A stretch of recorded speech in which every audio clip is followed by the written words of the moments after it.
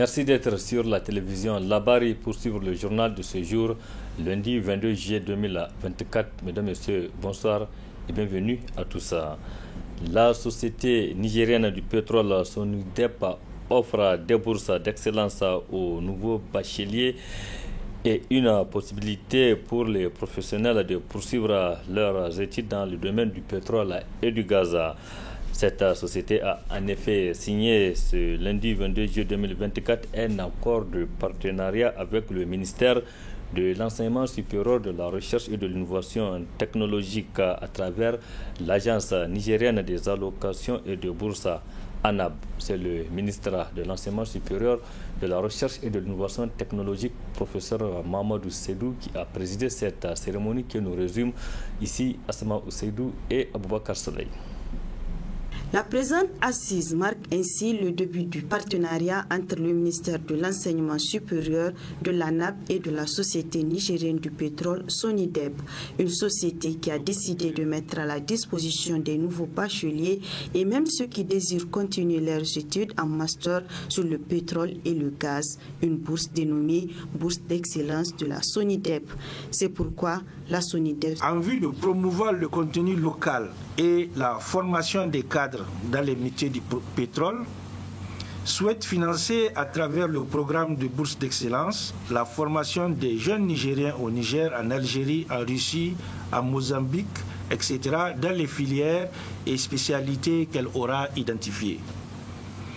SONIDEP souhaite obtenir l'appui du ministère de l'Enseignement supérieur, de la Recherche et de l'Innovation technologique à travers l'ANAP dans la mise en place et l'exécution du programme, notamment dans la sélection d'étudiants nigériens disposant d'un palmarès académique excellent à même de suivre les programmes de formation qu'elle souhaite financer. La SONIDEP SA s'engage à octroyer aux meilleurs étudiants sélectionnés des bourses d'études sous la qualification de bourse d'excellence. Les modalités d'attribution des bourses d'excellence seront précisées dans des avenants à venir. La SONIDEP s'engage en outre à appuyer les NPC de l'Université André Salifou. Les modalités de l'appui feront l'objet d'accords ultérieurs entre les parties. La SONIDEP SA pourrait également, et ce en fonction de certains de ses besoins en formation, envoyer son personnel à l'ENPC BPG de l'Université André Salifou. Les parties s'engagent à exécuter les dispositions du présent accord de bonne foi et à maintenir un dialogue régulier. Un partenariat apprécié à sa juste valeur par le ministre de l'Enseignement supérieur, de la Recherche et de l'Innovation technologique qui s'engage à déployer tous les efforts pour soutenir l'initiative. C'est le lieu pour moi de remercier très sincèrement Monsieur le directeur général de la SONIDEP et toute son équipe qui ont échangé de façon très rapprochée avec le ministère pour la préparation de cette convention. C'est un premier papier et d'autres, des avenants vont suivre de façon spécifique pour justement des aspects pratiques concernant aussi bien l'octroi de bourse d'excellence SONIDEP. Je pense qu'il faut ajouter bourse d'excellence SONIDEP. Parce qu'en plus de ces bourses d'excellence, il y a un volet appui justement institutionnel à la nouvelle école que vous avez entendu citer la dernière fois, l'École nationale de pétrole et de gaz, qui est située à l'université André Salifou de Sender. Donc la bourse d'excellence va concerner aussi bien les étudiants, les bacheliers qui vont partir s'inscrire là-bas, que des bacheliers et des titulaires de licence qui peuvent s'inscrire ailleurs, toujours dans le domaine de pétrole et gaz, ainsi qu'éventuellement des professionnels de la SONIDEP aussi qui remplissent certaines conditions. Donc c'est assez ouvert et dans les avenants des choses seront précisées de commun accord et vraiment avec la priorité donner aux objectifs poursuivis par la SONIDEP. Le moment tant attendu, la signature de convention entre la SONIDEP, représentée par son directeur général, M. Ali Hassan Seibou, et le ministère de l'Enseignement supérieur, de la Recherche et de l'Innovation technologique à travers l'Agence nigérienne des allocations et des bourses ANAB, El Haj Anou Yakou.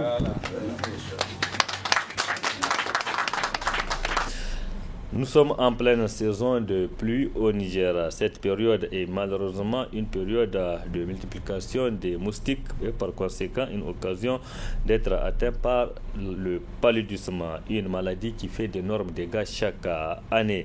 Comment se protéger contre cette maladie? Réponse dans ce reportage signé Asama Oseidou et Aboubakar Soleil. Le paludisme, une maladie provoquée par le parasite Plasmodium et transmise par une piqûre de moustique infecté.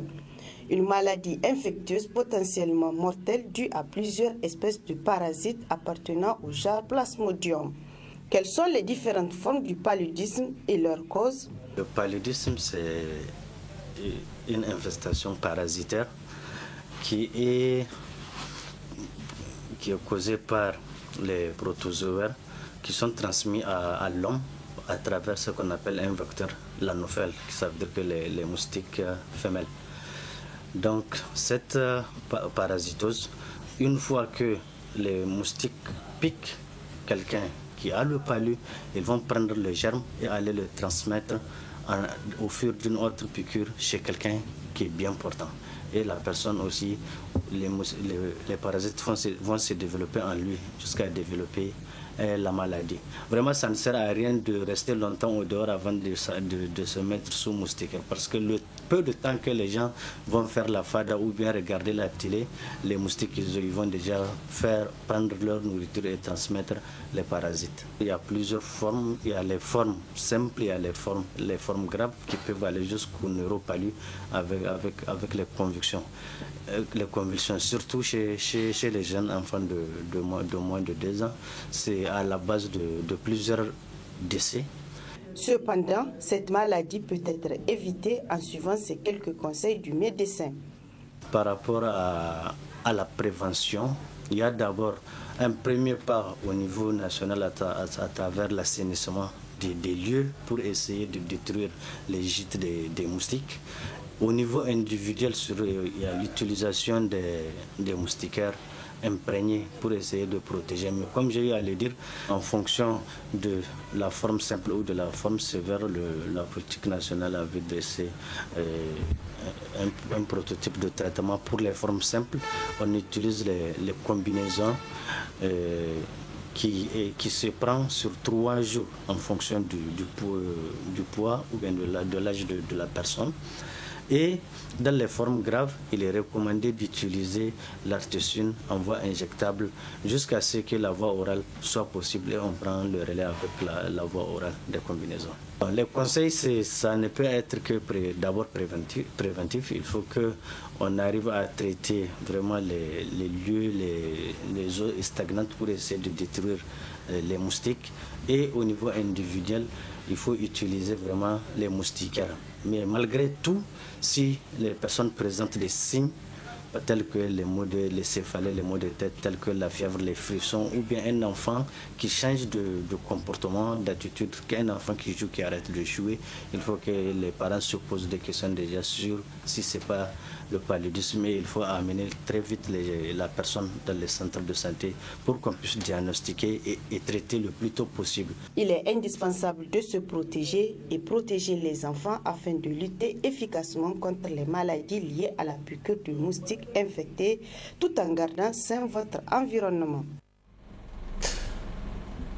Merci Asama Oseidou. Rendons-nous à présent dans le département de Kolo, précisément dans la commune rurale de Libori. Là-bas, c'est pour nous intéresser à une activité exercée par les habitants de cette localité, notamment la confection des séco et la vente de celle-ci. Une activité développée dans cette commune rurale, nous rapportent Ismaël Moumouni et Ibrahim Abdou. Située à une quinzaine de kilomètres de la ville de Niamey, Liboré dispose d'un marché hebdomadaire animé chaque lundi. Différents articles, dont des paillotes, sont vendus dans ce marché. Accessibles, ces paillotes sont sollicitées pour multiples usages. C'est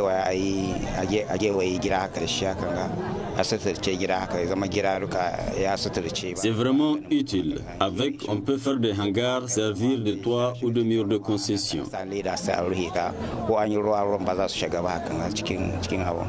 Compte tenu de la demande, la commercialisation des paillotes ne peut qu'être lucrative, comme c'est le cas pour ce revendeur. Ça fait une dizaine d'années que j'exerce ce commerce et par la grâce de Dieu, je tire mon épingle du jeu. Au-delà du monde rural, les paillotes sont également utilisées en milieu urbain comme Niamey. Cap à présent sur la région de Dosso et plus précisément dans le département de Gaïa où nous allons vous faire découvrir le village de Yelou, un village à Tchanga où la population exerce plusieurs activités économiques, notamment l'agriculture et le commerce. Retrouvons Ismaël Moumouni. Situé dans le département de Gaïa, région de Dosso, le village Tchanga de Yelou a été créé depuis 1700 par un homme répondant au nom de El Hadji Oumarou, venu de Badr, localité située entre la Mecque et Médine. De sa création à aujourd'hui, 15 chefs ont succédé au trône, dont le premier fut le père fondateur de la localité, comme en atteste le chef du village.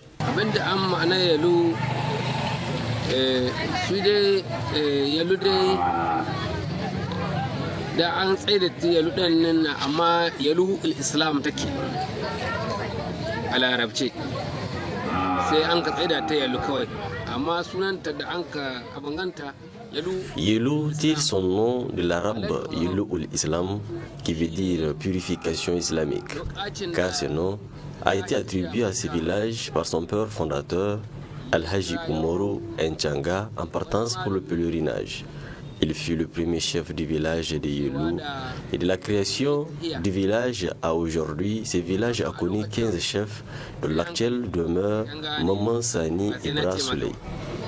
Donc, ya dawo shi ne an ka tsaye da kan wannan sunan Yelou.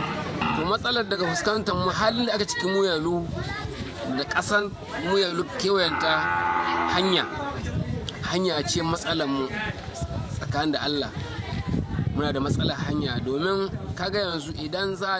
Ce qui nous préoccupe le plus, c'est vraiment la voie qui est impraticable. Pour accéder au village, il faut parfois faire des détours jusqu'au Nigeria. Une fois, j'ai même assisté à une scène désolante, une femme qui en travaille et que le véhicule qui la transportait est foncé dans la boue.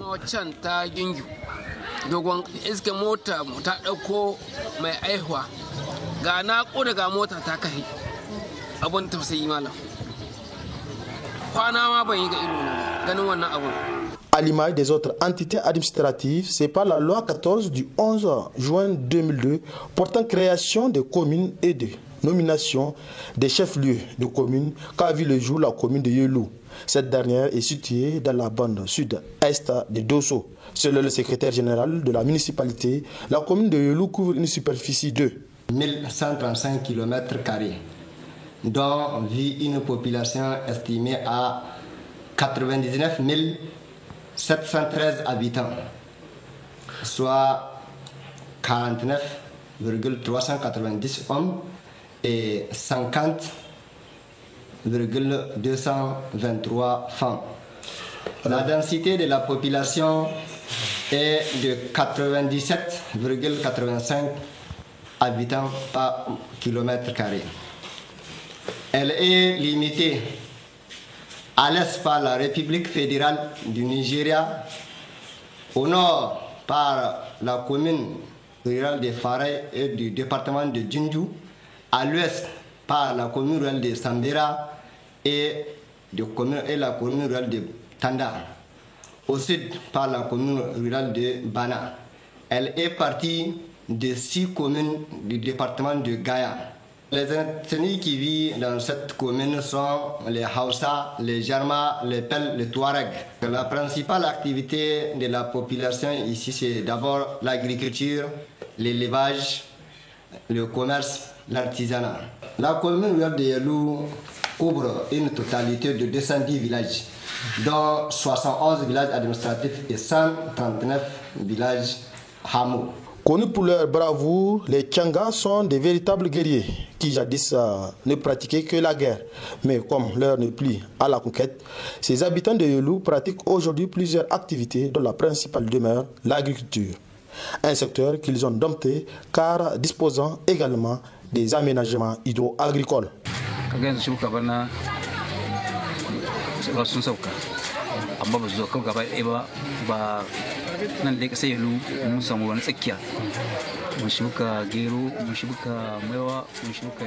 Nous enregistrons des averses en cette période d'hivernage. Nous avons semé du mil, sorgho, arachide, haricots et bien d'autres. Pour l'évolution du mil, cela dépend des endroits. En tout cas, on a semé tout ce qui est utile pour nous. On espère seulement que cette campagne agricole sera bonne. Pour la culture irriguée, nous avons privilégié semer le riz au niveau des aménagements hydro-agricoles.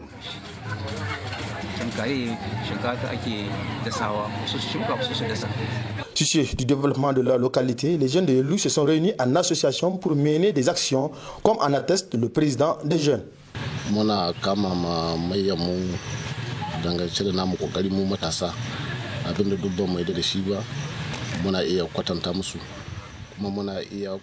Nous, en tant que structure de jeunes, nous participons activement au développement de notre localité. Quand on trouve quelque chose d'anormal, on donne notre opinion pour qu'il puisse être corrigé. Quand les anciens font recours à nous, on répond promptement. Et nous initions plusieurs activités d'intérêt général, dans entre autres la réhabilitation des voies, le désherbage au niveau du cimetière ou bien une opération de salubrité au sein du centre de santé du village.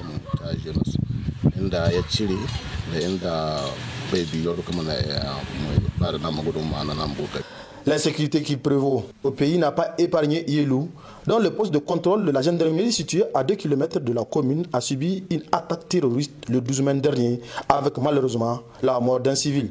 Les impacts de balles, les vestiges des hangars témoignent de la violence de cette attaque.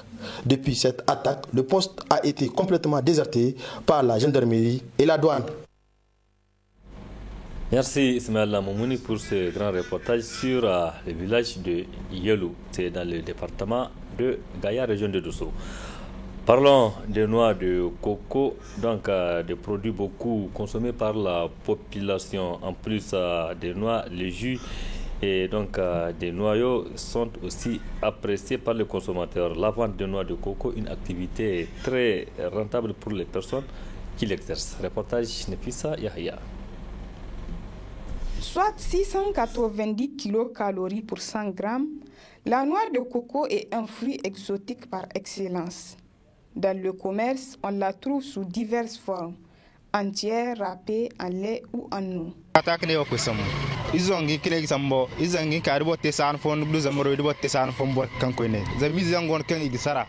J'achète ça en gros à Katako. Des fois, on gagne et d'autres fois aussi, on perd. D'aucuns disent que l'eau de coco est très bonne pour la santé. Nous vendons l'unité de 250 francs, voire 300 francs, et souvent même à 500 francs quand la noix est grosse.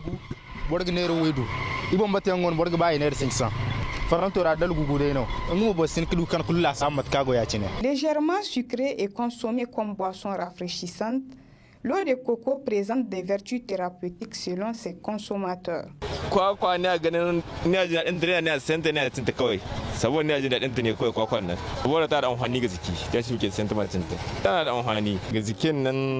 Je mange le coco parce que c'est bon pour la santé. Son eau est vitaminée et c'est très bénéfique pour le corps.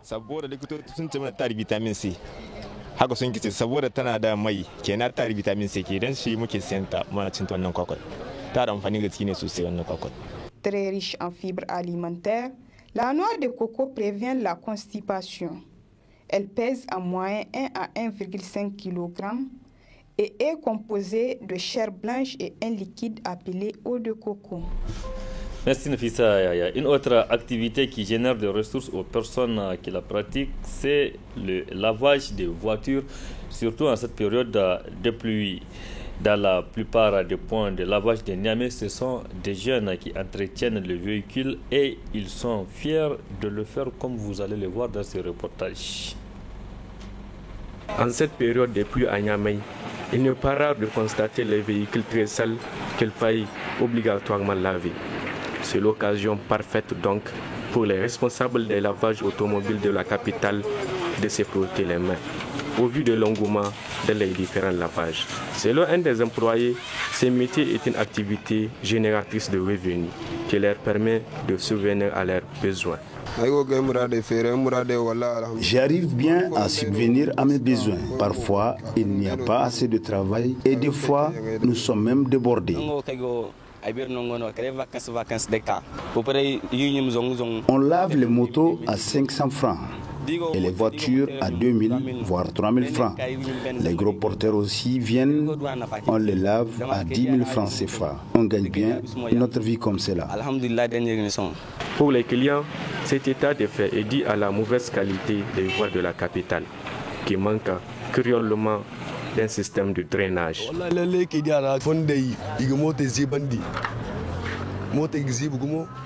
Les routes sont à la base de la saleté des voitures. Les voies sont dégradées parce qu'elles n'ont pas de caniveaux. Il y a de l'eau sale sur les routes, donc forcément les voitures aussi vont être sales. Comme l'a dit l'adage, il n'y a pas de sous-métier. D'où l'invitation présente à l'endroit des autres jeunes à bien vouloir trouver une occupation, quelle qu'elle soit, surtout en cette période des grandes vacances. Point final de cette édition. Merci à vous de l'avoir suivi. Restez en compagnie du programme de la télévision Labari. Excellente nuit à toutes et à tous et bon début de semaine. Au revoir.